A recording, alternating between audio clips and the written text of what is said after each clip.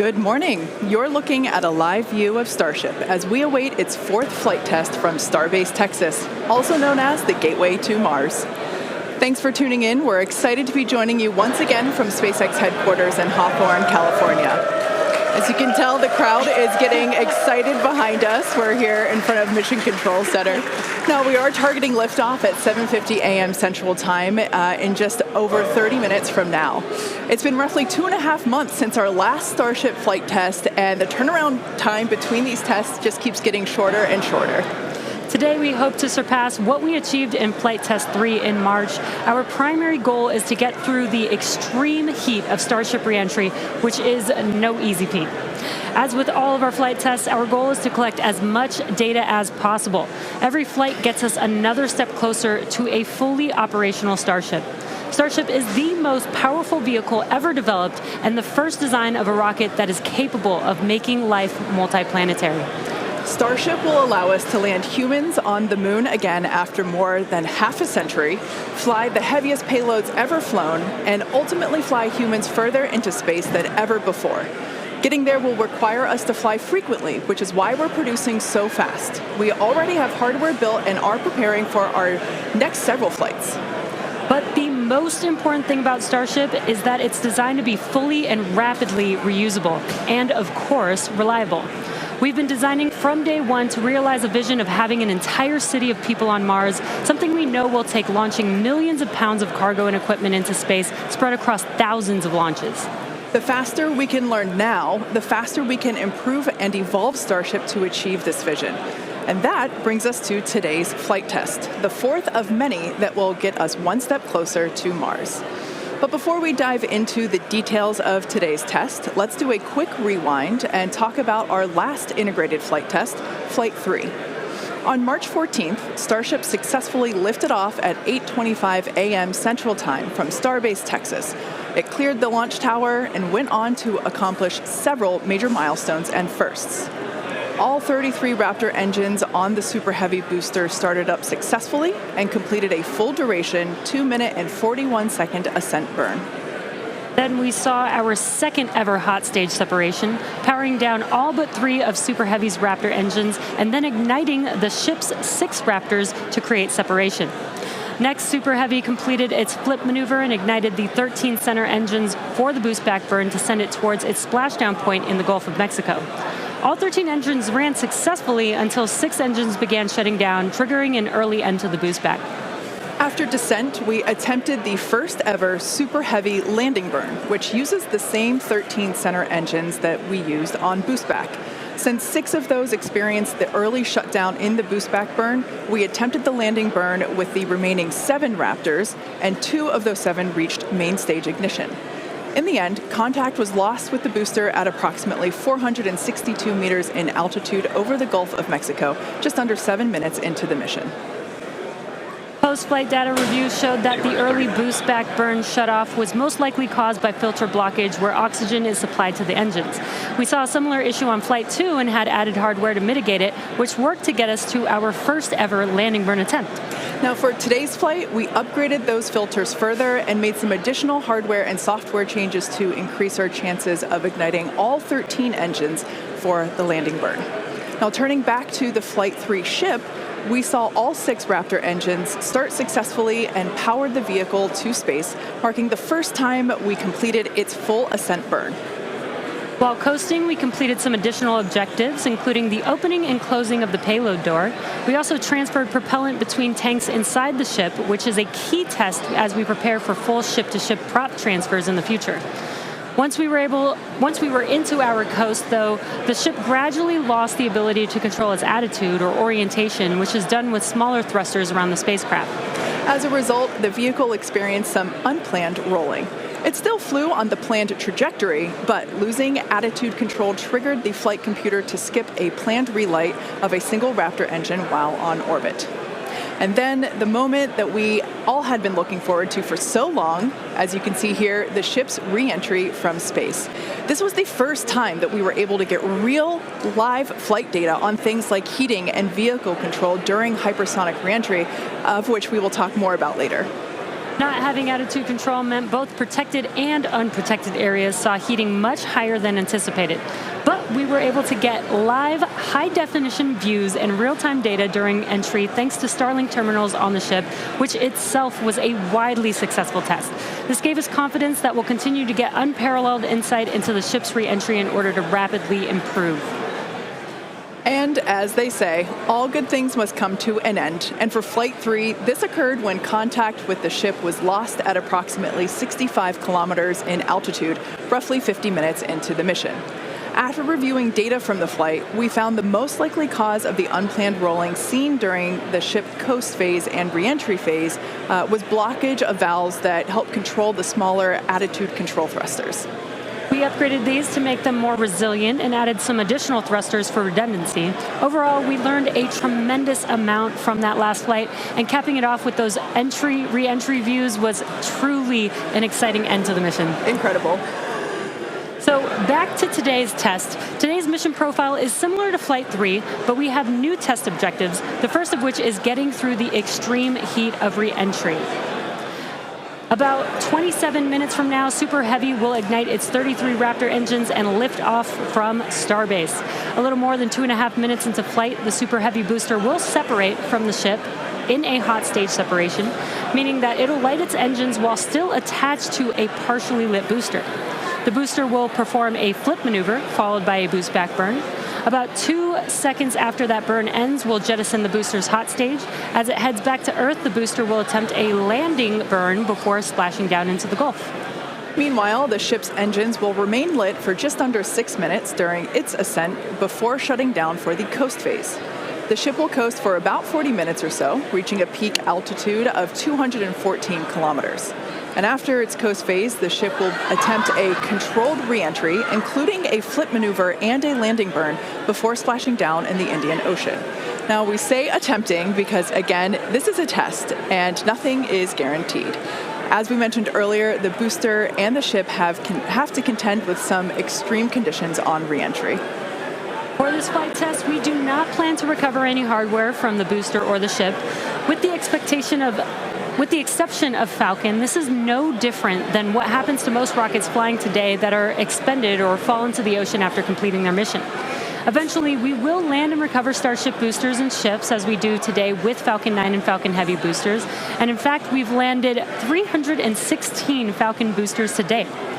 Even though recovery is not planned, the telemetry and data we receive all the way to the end is what we're looking for, which will help us continue to build a rapidly reusable Starship for the future. In other words, the payload for this mission is data. It's also worth mentioning that the hot stage jettison is an off-nominal procedure that we're using as a temporary way to reduce the weight of the vehicle for its water landing today. Yeah, exactly. Future designs give Super Heavy boosters a lighter weight integrated hot stage intended for full reusability, which will mitigate the need to jettison the hot stage. Okay, so now that we have a handle on today's flight test, let's check in with Dan. Dan, how's it going? Hey, Jesse, and welcome everybody back to Starbase for yet another Starship launch. I'm coming to you live from the Raptor's nest behind the Mega Bay. I'm here with our Pad Red team and some of our flight controllers this morning. Everything has been going really smooth. We did have the Red team going a little bit earlier to fix a ground side issue, but that was taken care of. That's why we slid a little bit later into our window. But as of right now, we are on track for liftoff at 7:50 a.m. Central Time. That's 12:50 UTC. As you can see, we are actively loading propellant onto Starship and Super Heavy. Those frost lines are ticking up as we load liquid methane, that's our fuel, liquid oxygen, that's our oxidizer, onto both vehicles. They're cryogenic, so they're subcooled to several hundred degrees below zero. Since Flight 3, we've made a few more upgrades, helping to bring Prop Farm 2.0 online. That's just going to help us to continue to shorten the amount of prop load time that we're going to need. We're also going to be using it for Launch Tower number 2, which is going to be coming to Starbase real soon. The faster we go, the less prop we're going to lose to boil off, and the better we can ensure things like temperatures are in the right range for Raptor startup. Now, Those first two flights took about 90 minutes to load prop on board. That third, we knocked it all the way down to just 51 minutes. We're aiming for about 46 minutes of prop load time for today's op, eventually hoping to get that down all the way to 40, which for some context, that's just 5 minutes more than we take to load Falcon 9, but we're doing it with 10 times the amount. So this morning, ship prop load started at T-minus 50 minutes, booster at T-minus 43 minutes. We're going to pause the ship main tank prop load in just a couple of minutes to do the header tanks, which are going to do that attempted ship landing burn. We expect the ship to close out all of its prop at about 3 minutes and 20 seconds before liftoff, and then booster at about 2:50. Now, our final countdown sequence is going to look very familiar. It's going to be the exact same as it was on flights 2 and 3. So we'll light those engines, and then about 4 seconds later, we will actually see it lift off. But I mean, right now, we are just under 23 minutes away from launch. We're not working any issues either with the vehicle, the range. Weather is 95% go, so not dealing with any winds or weather issues today. If we do have to scrub, our next attempt would probably be about 48 hours from now. It's all going to be driven by commodities and just how far we get into the count. But everything looking good for liftoff just about 22 and a half minutes from now. I'll check back in with you guys in a few minutes, and I'll send it back over to Kate and Jesse. Excellent. Thanks, Dan. Flight tests like today are the fastest possible route for us to dramatically improve Starship's capabilities. The Starship flying today has already seen a number of changes based on what we learned from Flight Test 3 in March, which was only 2.5 months ago. Development moves really fast here at SpaceX. Let's take a closer look at the iteration of the vehicle flying today. Starship is comprised of two elements, the ship, which has 6 Raptor engines, and the Super Heavy booster, which has 33 Raptor engines. The current iteration of Starship is essentially an experimental vehicle flying for development. Starship 2 will be capable of carrying more than 100 tons to orbit, and Starship 3 will be able to handle more than 200 tons to orbit. Compared to Saturn V, the rocket that first took astronauts to the moon, Starship has more than twice the thrust. And with a few planned upgrades, Starship will have 3 times the thrust of Saturn V, plus the added benefit of full reusability. The amount of mass that we're able to launch per rocket is crucial to creating a self-sustaining city on Mars.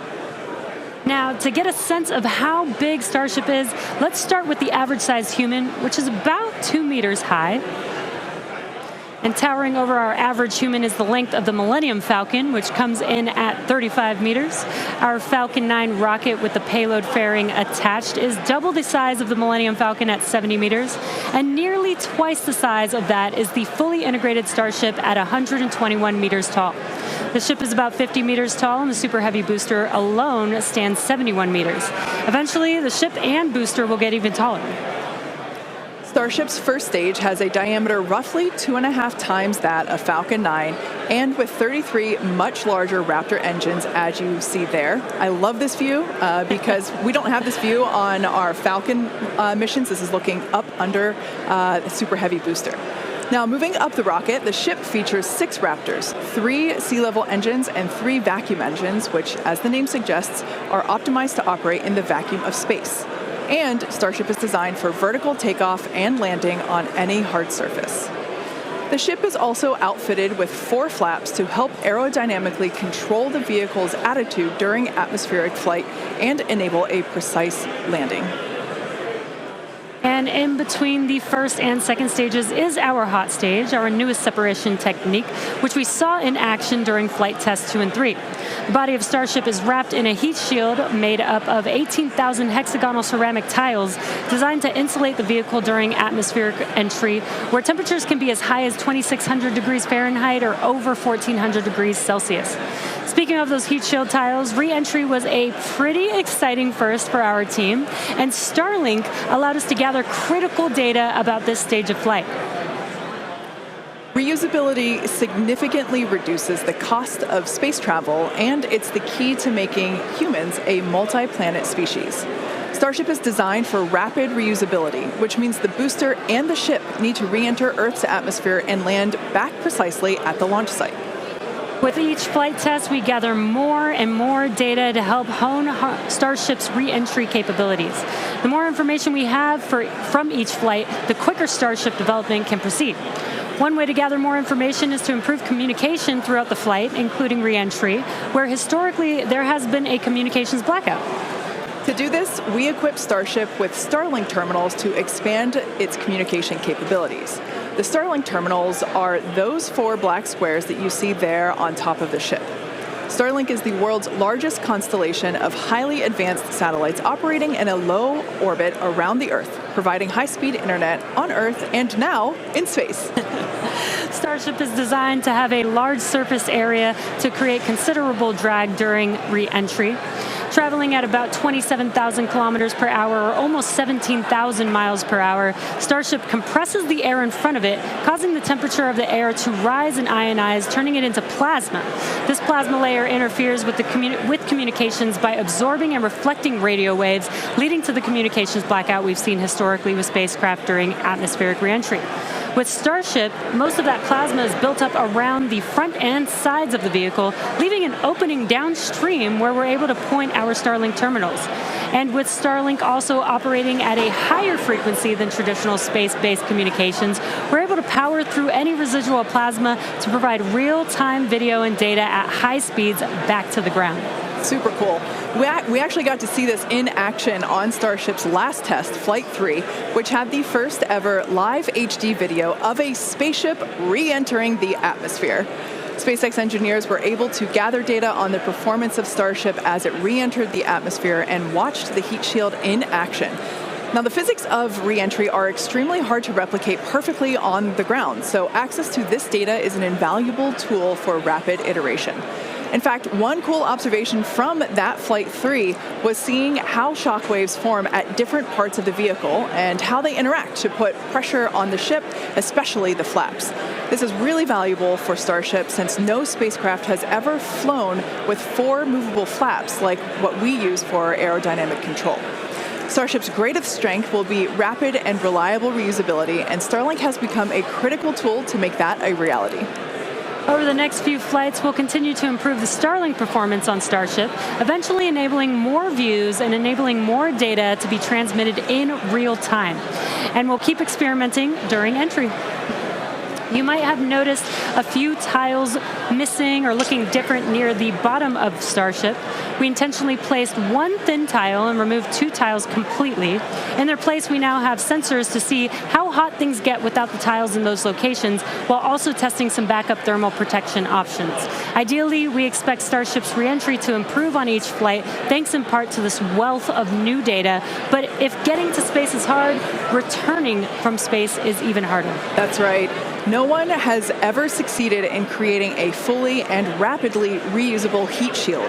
So we could see some spectacular failures before we get this right. But with communications improving on each flight, we will continue to gather more and more data to inform our development. We're now about 15 and a half minutes until our next liftoff attempt. In the meantime, let's take a look at some of the technology we have in development as we prepare to head to the moon in future missions. Starship will be taking astronauts to the moon as part of NASA's Artemis program. Next year, we plan to demonstrate ship-to-ship propellant transfer, which will be important for our upcoming moon missions. Today, we're actively testing a lot of hardware that will make exploring the moon possible. One recent series of tests brought together the key pieces we'll see when landing back on the moon: Starship, spacesuits, and astronauts. Together with Axiom and NASA, our teams put 2 astronauts in pressurized Axiom spacesuits and practiced the first steps of going to the lunar surface. The team used test builds of a Starship airlock, as you see there, and elevator to gather data on how well future Artemis astronauts will be able to move around once fully suited. Tests like this are incredibly helpful for engineers designing these systems, as they have the opportunity to get feedback directly from experienced astronauts Peggy Whitson, who is on the right of this photo, and Doug Wheelock, who's on the left. You can see them in action during this elevator test. SpaceX will perform 1 uncrewed demonstration flight before NASA's Artemis 3 mission, which will be the first human surface expedition since 1972. After those first expeditions, we'll be ready to fly more people along with everything it takes to build a moon base. In many ways, Artemis feels like an extension of the human spaceflight work SpaceX and NASA have been partnering on for some time now. In fact, we just celebrated the anniversary of the Demo 2 mission. That's right. Just 4 years ago, on May 30th, 2020, SpaceX launched the first crewed test flight of our Crew Dragon spacecraft. Dragon carried NASA astronauts Douglas Hurley and Robert Behnken to the International Space Station in the first crewed orbital spaceflight launched from the United States since the final Space Shuttle mission in 2011, and the first ever operated by a commercial provider. You can see Bob and Doug there on your screen. That was certainly a memorable day for all of us here at SpaceX, one that we fondly think back on. And it's exciting to think about Starship being the next to take its first astronauts to the moon. In tandem with Starship development, all of our operational human spaceflight missions are helping us prepare for those future trips to the moon.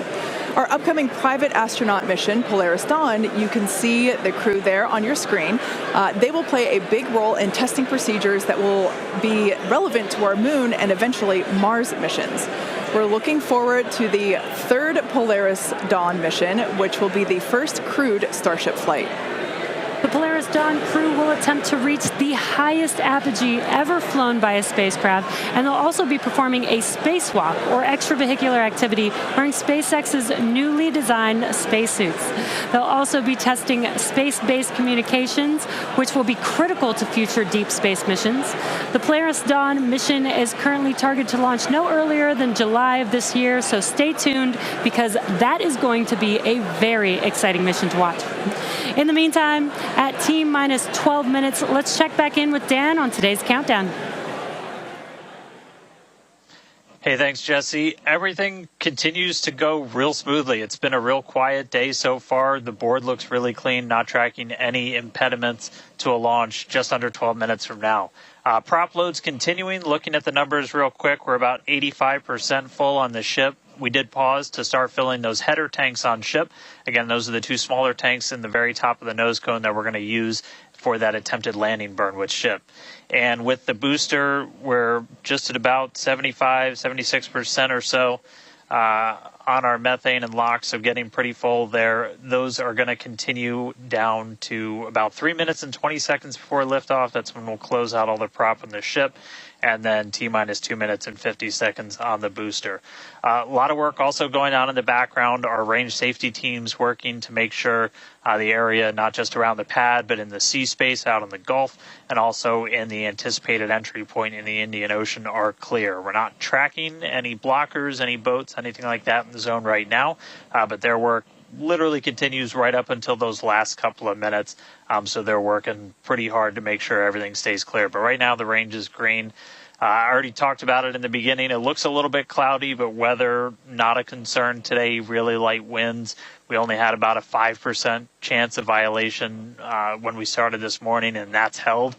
So everything continuing to look really good for launch so far. The pad itself is getting ready.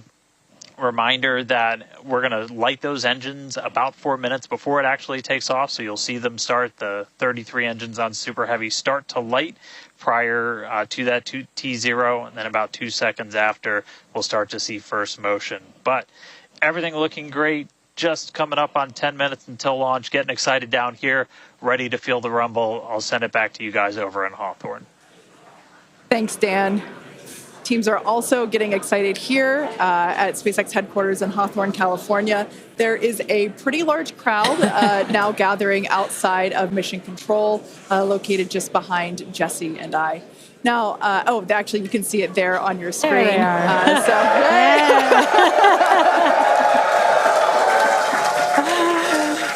Everyone getting super pumped for our fourth flight test. Now, as a reminder on that note, today is just a test, the fourth of many future flight tests of Starship before it becomes fully operational. So whatever the outcome and however far we get, we can promise excitement. This rapid, iterative development approach has been the basis for all of SpaceX's major innovative advancements, including Falcon, Dragon, and Starlink. Today, we've successfully landed Falcon 9 boosters 316 times, changing humanity's understanding of what's possible when it comes to rocket reusability. And even though we are not recovering the booster or ship today, test flights like these provide critical data through every phase of flight, which will get us closer and closer to full reusability, and we have a lot more tests planned for this year. When we start recovering Starship boosters, we'll want them to return to the launch site for a quicker turnaround, which you can see in this animation on your screen.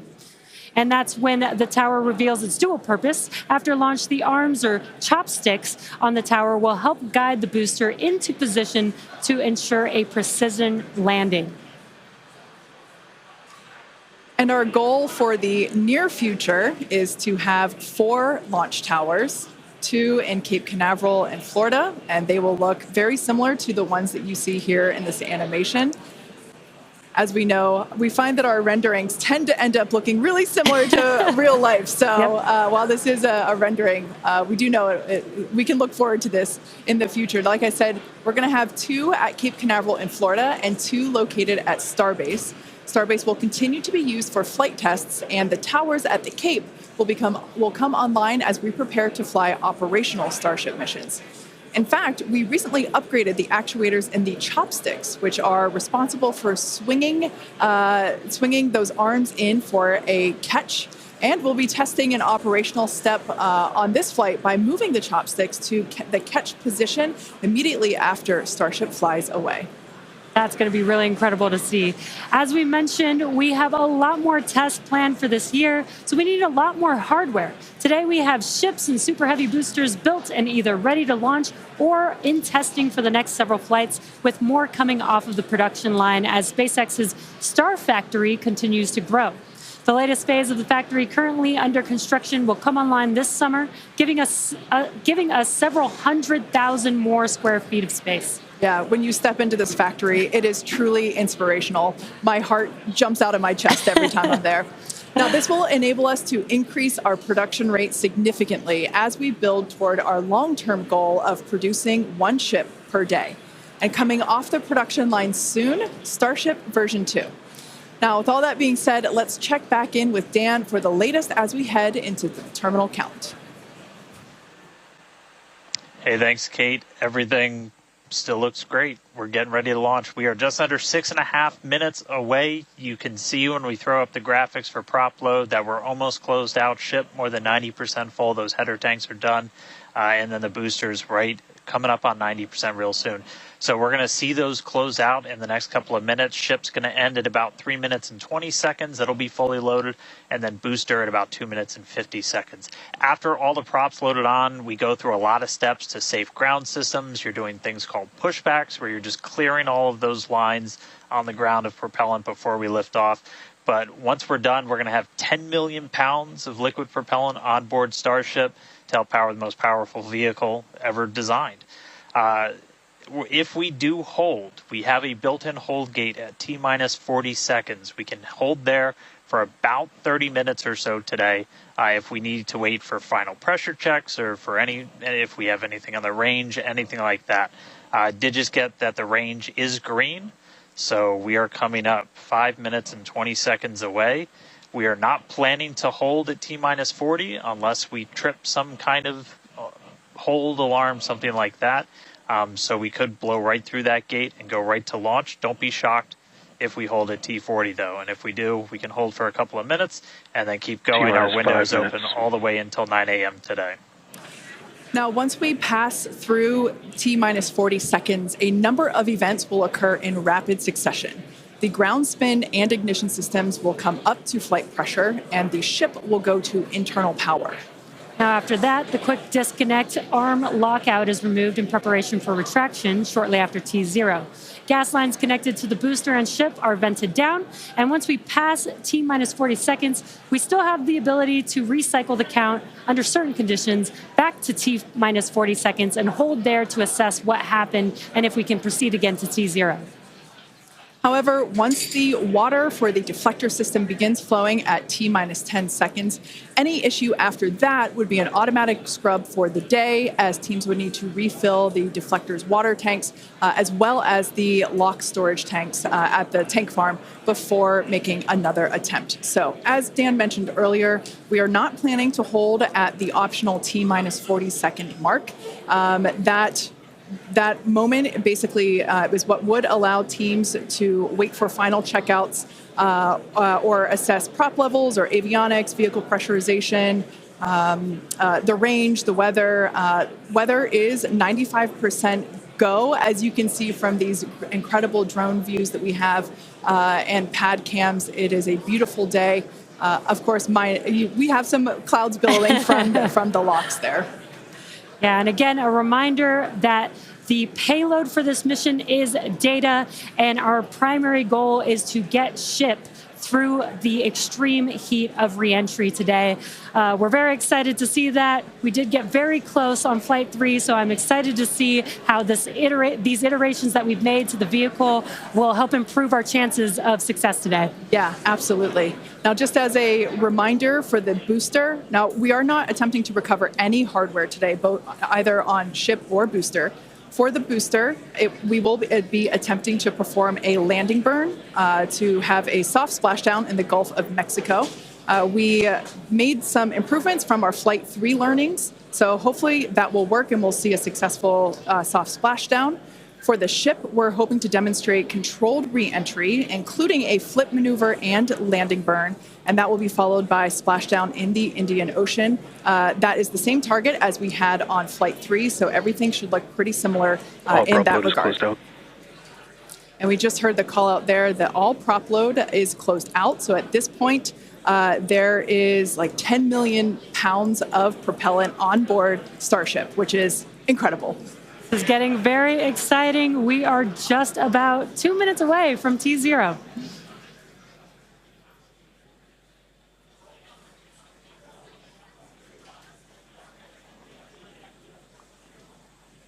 And as Jesse just said, we are under 2 minutes away. So prop load is complete. All the fill drain lines into ship and booster have closed. Right now we're doing the pushback, so clearing out all those ground lines of propellant. And that'll be completed over the next couple of seconds. We're coming up on that T-minus 40 mark. Again, not planning to hold. If we do, or if we get a hold after we pass it, we can snap back to that T-minus 40, and then we can stay there for about 30 minutes or so if any other issues crop up. Once we pass T-minus 40, a lot of things happen, both on the vehicle and the ground. It's running a lot of its own self-checkouts, venting different tanks and pressure lines throughout the vehicle. We essentially built that 40 seconds as that's about how much time it takes for the vehicle to take all of those actions, which is why we hold there. But all of that happens automated. You do a final checkout of the TVC, the thrust vector control, how we're going to steer. And then we see liftoff. So we're under a minute away.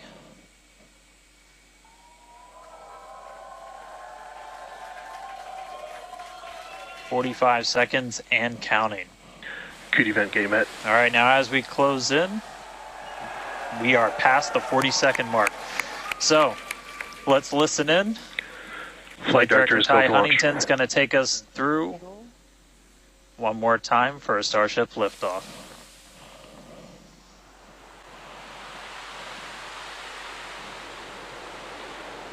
T-minus 15. 10, 9, 8, 7, 6, 5, 4, 3, 2.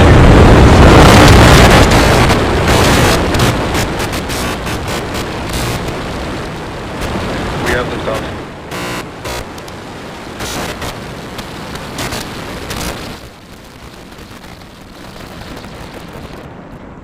Vehicle is pitching downrange.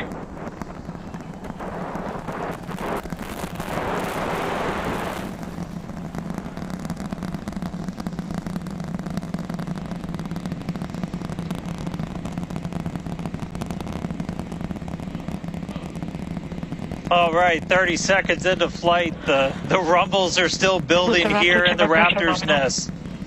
We're seeing 32 out of 33 engines lit on the Super Heavy right now.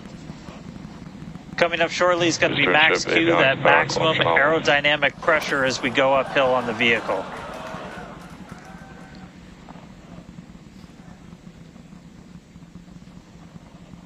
Max Q.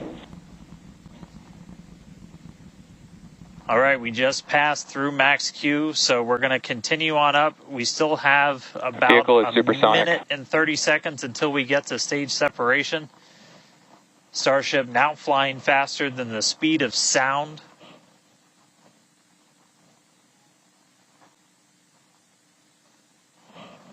All right, so you got a couple of views. You got some ground trackers in your top camera there. You're looking down from the top of the booster in the bottom left, and then a camera in the top flap of the ship looking back in the bottom right, so getting a couple of different looks as Starship heads uphill.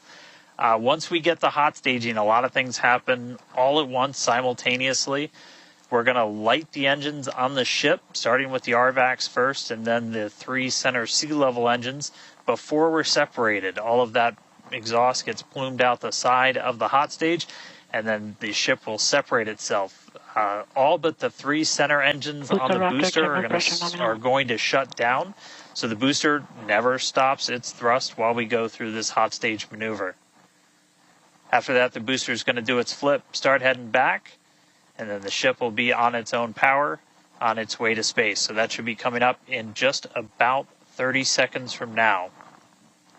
As of right now, still looking in like 32 out of 33 Raptors lit on the booster. And we'll start to see those stagger down. They're going to turn off in banks, so you'll see the lights on the bottom left screen of the engines that are active start to turn off in different groups, and you'll see those 3 center ones lit. Booster engine cut off. Ship ignition.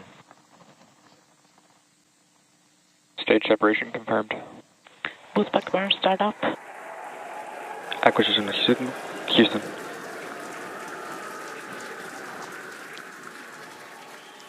Hot stage confirmed. Ship under its own power. Booster boosting back. Looks like all 13 are lit. Kate, we got a booster on the way back to the Gulf and a ship on the way to space. Acquisition signal. Stennis. Ship chamber pressures are nominal. Ship power and telemetry nominal. All right, the first stage currently performing the boost back burn. This is expected to last a little over 1 minute. This propels the booster back toward the coast, taking it to a landing in the waters of the Gulf of Mexico. As you can see on your screen in the bottom left-hand corner, we were only using the 13 center engines from here on. Boost back burn shut down. Heard confirmation there of good boost back burn shutdown. Stage 2 tank pressures are nominal.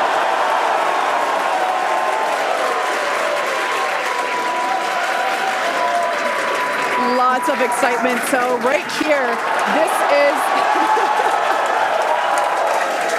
this is our view of the jettisoned hot stage. As we mentioned, this is a temporary fix to help reduce the weight of the booster, the Super Heavy booster. Future iterations will have a lighter weight integrated hot stage structure that won't need to be jettisoned. Now, after we jettison that hot stage, the booster will begin to attempt its water landing in the Gulf. In the meantime, the ship will coast for about 40 minutes or so up to an altitude of 214 kilometers. And after its coast phase, it will attempt a controlled reentry, including a flip maneuver and a landing burn just before splashing down in the Indian Ocean. But as a reminder, we are not attempting... Trajectory nominal. Good news there. Trajectory is looking good for the ship, which is on the right-hand side of your screen.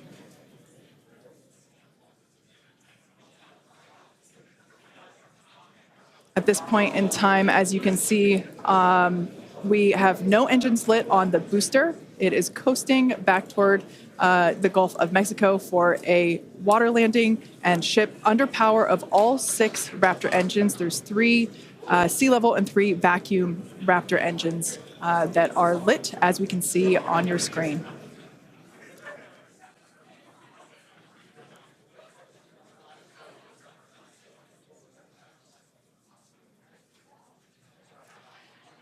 These views have been looking incredible. Super Heavy has been performing beautifully today. And you can hear the crowd is very excited about it. As a reminder for Booster, the primary goal today is to do a landing burn and a splashdown in the water. And we are just about 30 seconds away from that landing burn expecting to begin. And an incredible view from the forward portion of the booster. This is basically on top of the Super Heavy booster where we have jettisoned that hot stage. So now we can see this incredible view of Earth as it's making its way back down to the Gulf of Mexico. Right now, the booster is using the 4 hypersonic grid fins to guide itself through atmospheric re-entry. And we are expecting that landing burn here.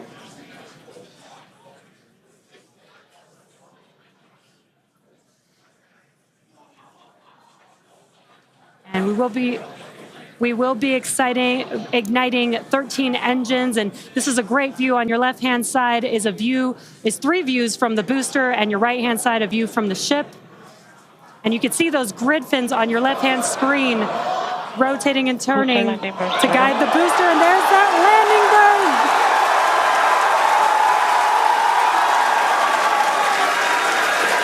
That landing burn just begun, and you can see the water below.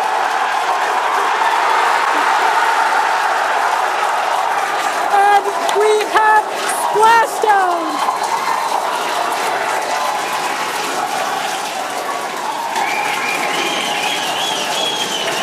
What an incredible sight! Congratulations to the SpaceX team! Ship has entered terminal guidance. That was absolutely incredible. The first successful splashdown of the Super Heavy booster. Loved seeing it just tip over into the water before losing that footage. Now the next milestone is coming up in about under a minute. Ship is going to shut off its Raptor engines, Ship engine cut off, which we see right there.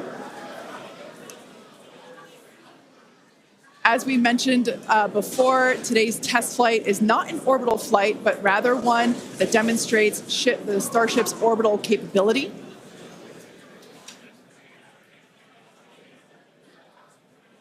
So right now, we are under power with just the 3 center Raptor engines.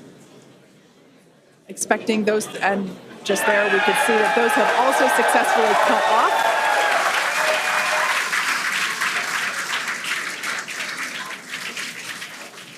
Ship FDS is saved. What an incredible Nominal orbit insertion. Oh, there's great news there. The call out we were hoping to hear. Amazing views once again from Starship. We have our second Starship in space. These live views being brought to us by Starlink, which is on board the ship. Dan, what an incredible view we have once again. So exciting. We got another ship in space. I'm like still jumping up and down. I'm like, this whole building was going absolutely insane when we saw the booster hit the water. I mean, wow. Congrats to everybody that's just been putting in insane amounts of hours on everything to make this thing a reality. And I feel like every single time we do one of these, we're seeing something wildly new. We got to see the hot stage jettison and the booster in the water. But just to recap real quick over everything that's happened. So we lifted off at 7:50 a.m. only 9 minutes ago. How has it only been 9 minutes? 7:50 a.m. Central at 12:50 UTC. We saw 32 of the 33 Raptor engines on Super Heavy make the ascent. We had successful cutoff, successful hot staging. All 6 engines on the ship powered it all the way into a nominal orbital trajectory. And we've already been getting some live views from the ship on board. After that, the booster was able to do its boost back burn. Oh, this looks like we're actually getting some views from the ground still potentially from Florida, of the ship as it's up there. That's a view from some of our tracking cameras on the ground in Florida. But the ship, we just heard successful orbital insertion, so it's right where it needs to be, and is now going to continue on its way to coast until it comes to reentry. But I mean, the booster, successful boost back burn, jettison the hot stage, and then a landing burn. It looked like we saw 12 of the 13 engines light up, and then that first ever soft splashdown in the water. So a whole lot still to come. Ship now on its way to its primary objective of entry. That's going to be coming up in just under 40 minutes from now. So a lot still to come, but wow, what a 9 minutes to start this mission off. So can't wait to see what entry is going to show us, but that launch was incredible. Back over to you, Jesse and Kate. Wow. I am still trying to catch my breath here. That was some incredible views that we have never seen before. It has been nonstop since liftoff, and with the booster having completed its job for the day, we're going to take a short break for about the next 28 minutes, and we'll return while we're going to take a break while the ship is continuing to coast before re-entry. Exactly. As with Flight 3, Starlink may enable us to talk with the ship through re-entry with no communication blackout. We are still testing Starlink during this phase of flight, so of course nothing is certain. However, if we do have views, we will be sure to bring those to you live. Views such as the one, that we had. Well, of course, because I said it, it went away. So we will try to bring those to you live. Exactly. Views or no views, we'll see you back here at T plus 40 minutes for coverage of Starship's re-entry, flip maneuver, landing burn, and splashdown. Expected loss of signal, Key West.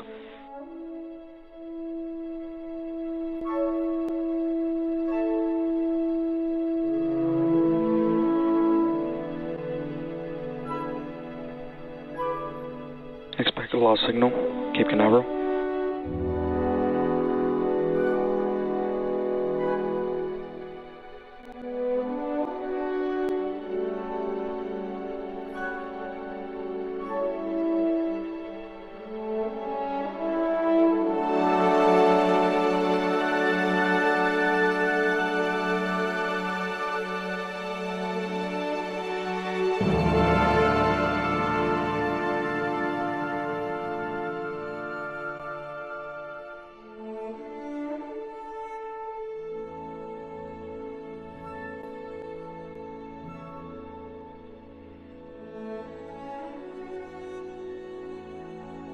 Acquisition signal, Puerto Rico.